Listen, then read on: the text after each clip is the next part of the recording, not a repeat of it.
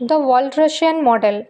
This model was given by French economist Leon Walras 1834 to 1910 to analyze price for whole economy.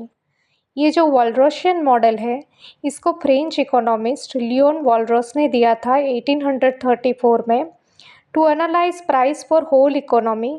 Price for whole economy को analysis करने के लिए ये model है। It was most ambitious general equilibrium model. In his book Elements of Pure Economics, Walras argued that all prices and quantities in all markets are determined simultaneously through their interactions with one another. तो ये जो model है वॉलरसियन model, ये general equilibrium का एक model है और उनका जो बुक था वॉलरस का elements of pure economics. So walrus कहते थे कि जो सारे प्राइसेस एंड क्वांटिटीज़ जो सारे मार्केट्स में वो डिटर्मिंड साइमल्टेनियसली डिटर्मिंड होते हैं through their interactions with one another. Walras said that if there are n markets, then we need to establish equilibriums in only n-1 market.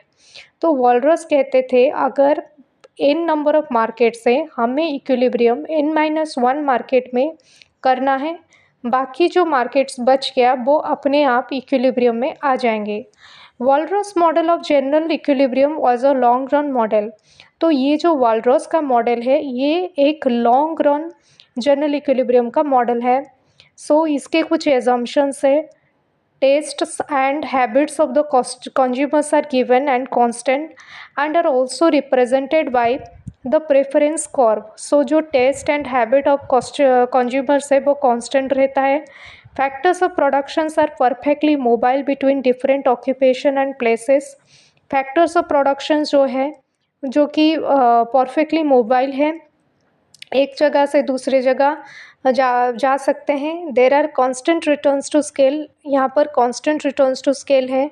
All farms operate under identical cost conditions.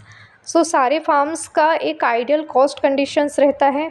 There are no change in the techniques of production. Techniques of productions में कोई change नहीं रहता। There is full employment labour and other resources. Full employment of labour रहता है और इसका एक limitations रहता है। It does not tell whether the equilibrium achieved is temporary और परमानेंट। तो ये जो इक्विलिब्रियम जनरल इक्विलिब्रियम अचीव होता है ये टेम्प्रेरीली होता है या फिर परमानेंट होता है, ये हमें उसी से पता नहीं चलता। तो ये उसका एक लिमिटेशन है।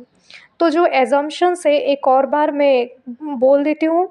Test and habits of consumers are given and constant. जो taste and preference of consumers रहता है वो कांस्टेंट रहता है। Factors of productions perfectly mobile रहता है। There are constant returns to scale रहता है। Whole farms operate under identical cost conditions.